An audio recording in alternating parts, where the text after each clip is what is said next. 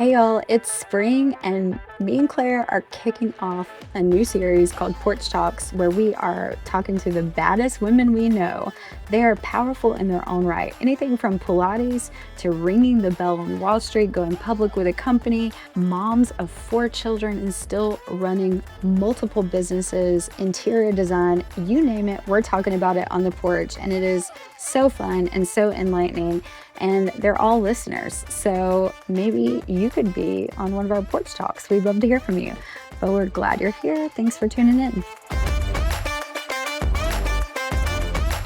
I asked you to come here because you changed how I felt in my own body. And I saved that to tell you in your eyeballs because I had been told, let's do a little of my childhood trauma work, okay? Okay. I had been told that I wasn't athletic my whole life. I have poor hand-eye coordination, and I've accepted that. You know, it doesn't hurt anymore. But I didn't think I could be muscular or be super strong. And then I found Olivia, and you pushed me in the best way possible, and then I had muscles and felt super strong, and that's really empowering to me that I could do this stuff. And it wasn't about body image. It didn't hurt it, I'm gonna be honest, but it was hugely empowering. So Olivia is the owner of the Optimist Pilates in Homewood, so thanks. Sure am. Okay, give us the thumbnail. That's my tearjerker part of the story, but tell us how you got to the Optimist Pilates. A lot of Pilates got me to the Optimist Pilates. I've been teaching for 15 years now.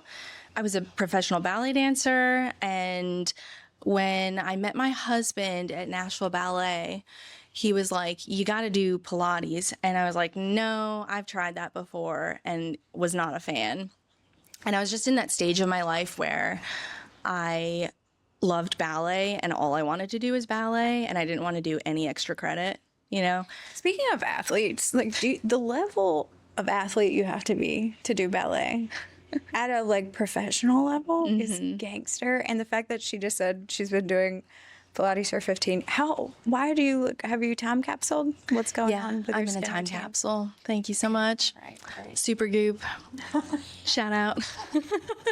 I recently discovered them, so I'm really into the Super Goop. But he dragged me to Pilates, and it wasn't mat Pilates, it was Pilates on a reformer.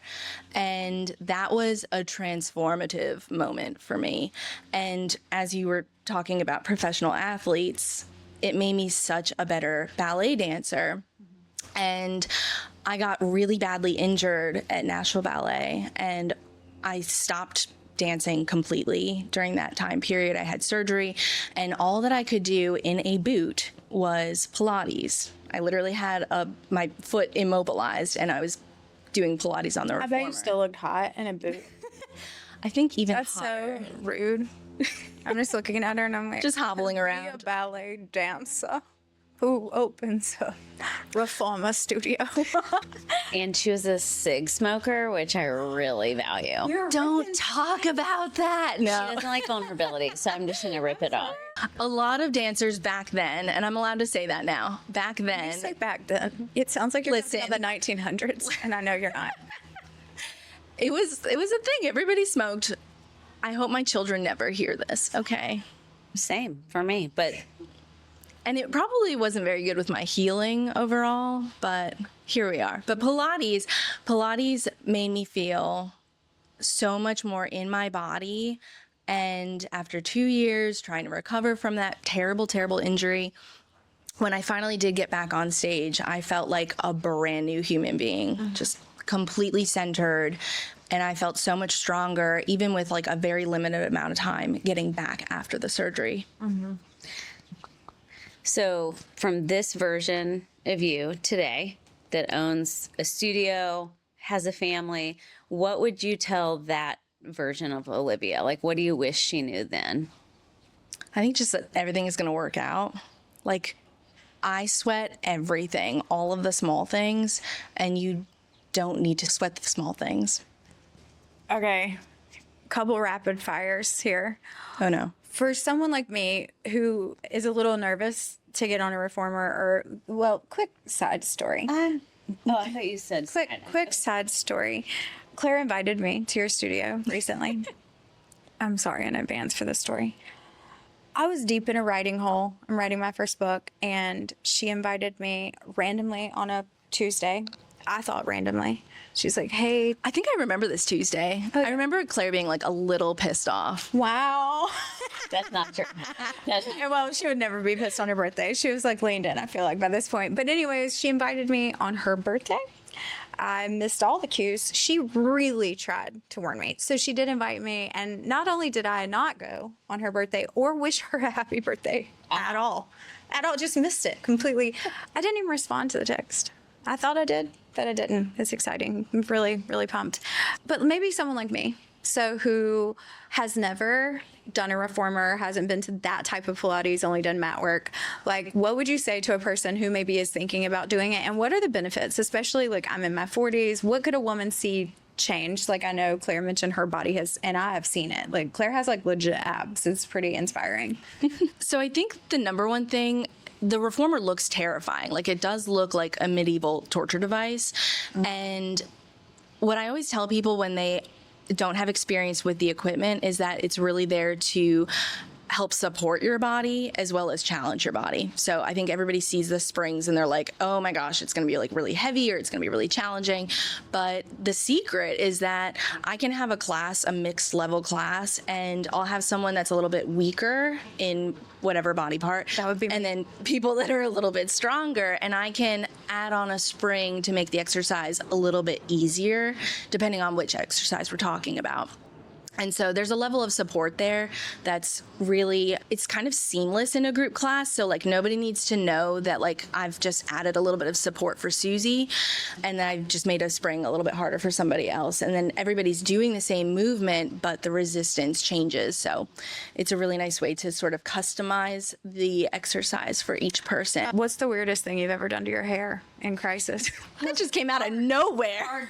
We're going to cut this, so it's not going to be like... I was just about to talk about like going through menopause and this whole thing. No, you could do that. No, I'll do it later. I do have a story about a terrible haircut. I knew she would. We all do. And it was right around the time that Claire and I met because we know each other from, I don't know if you remember this, we have a friend in common. And I think Claire was talking to her about Pilates. And then it turned out that we had already met each other. Mm-hmm. Anywho, right around the time of the election, I went ahead and got like straight across bangs. I thought you looked really cute. Claire kept saying that, and then I found out that she had a podcast called Before You Cut Bangs, and then I was sure that this was a brand new podcast about how terrible my haircut was. I was like, y'all. Olivia, this is an intervention. We started this podcast. Well, they have grown out. They have since grown out, okay? Okay, you really pulled it off, and yeah, I saw Olivia, and I was like, oh my God, I have an idea. We're going to have we have to do this. We were like, damn, she must be going through something. I was going through something. Let me tell you, the election was brutal. Yeah. So she had to, you looked great. Thank you. That's the problem. You're really hot. You can do almost anything. Oh my gosh. Oh, she's gonna blush. Okay, so if someone doesn't live in Birmingham and can't go to your precious studio, why Pilates versus something else? I think what's beautiful about Pilates is that as your body changes, no matter what you're going through, you can come in. I've got a studio with 16-year-olds to 20-year-olds that like don't really know how to hold their body yet. That's one stage of life. Then you've got pregnancy, postpartum. A real Pilates teacher is going to know what to do to support you through that stage in your life.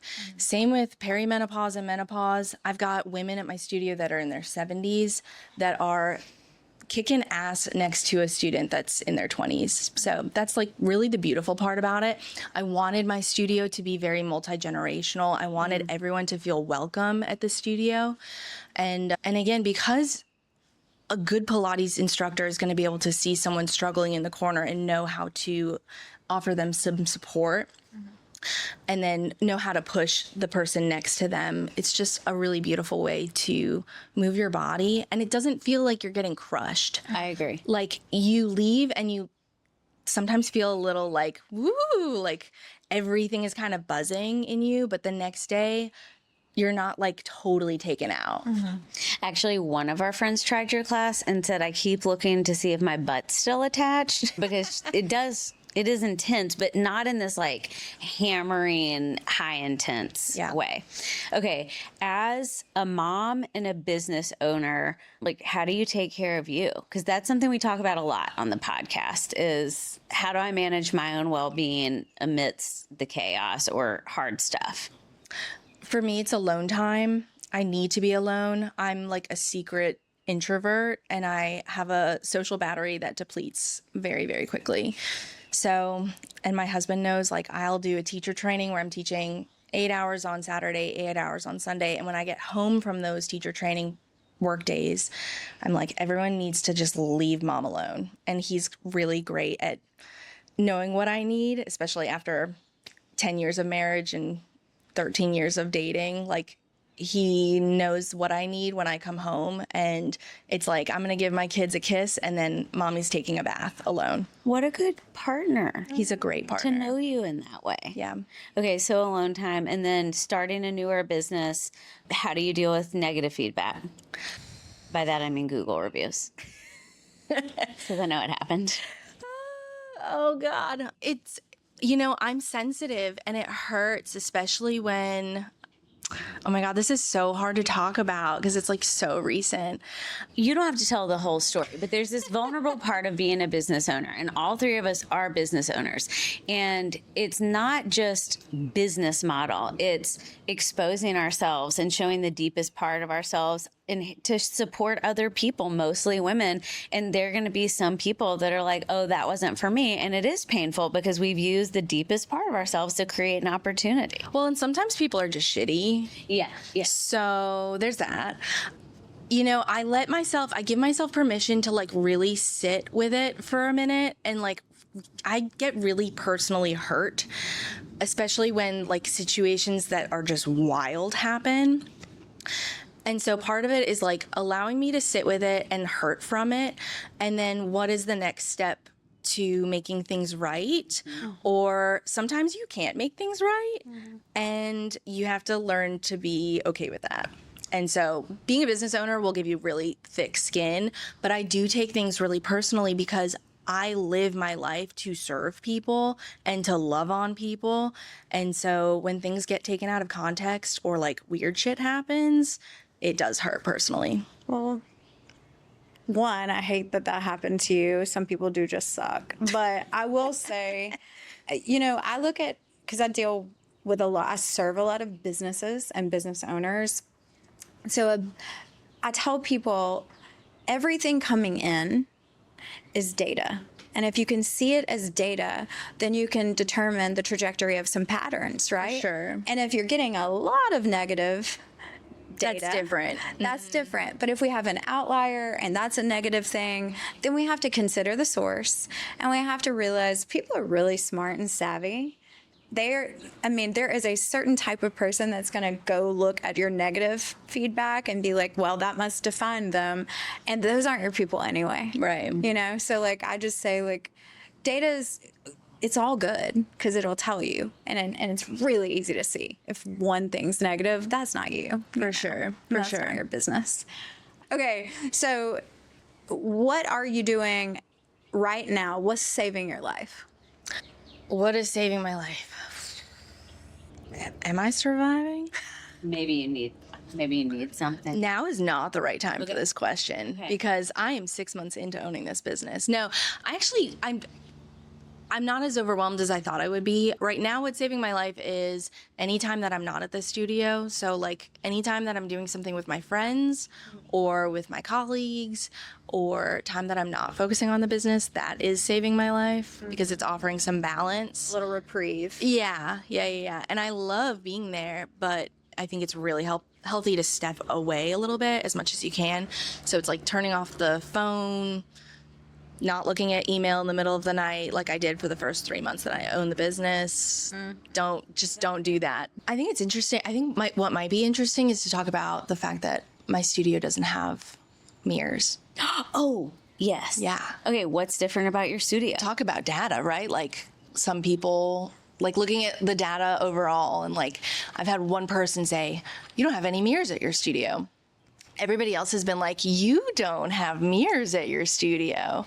And for me, again, coming back to that like dance world situation, I spent all day standing in front of a mirror, and that mirror was reflective of judgment, right? And it's a tool that you use in dance. It's also in fitness, a tool to judge yourself, depending on, if that's how you look in the mirror. In that way. I said that a really weird way. I think it was really nice. No, I get it. You know what I'm talking about. This is what we do as women. We judge ourselves. Yeah. When we look in the mirror, it's an impossible. I mean, that's how the brain works, right? It's programmed to see what first. Well, and I've been in I think I've worked in like 20 different Pilates studios in the span of my career.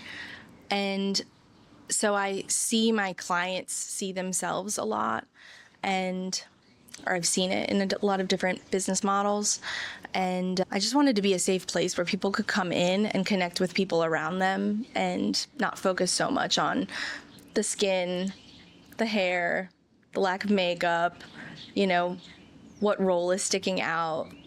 And that was a big part of opening the Optimist and having a safe place where people can come and move their body and be in their body and experience what it feels like to move without seeing positions that they're putting their bodies into. I love the name, The Optimist. Thank you. It's really great. What is a permission slip you would love to write? Do you have daughters? I have daughters. Okay. So if you could write your daughters a permission slip, a way they could live differently than maybe you lived with a little more freedom, what would you want them? Break the rules. Be a rule breaker. Make a lot of noise and take up a lot of space. And I hope I'm raising them to do that.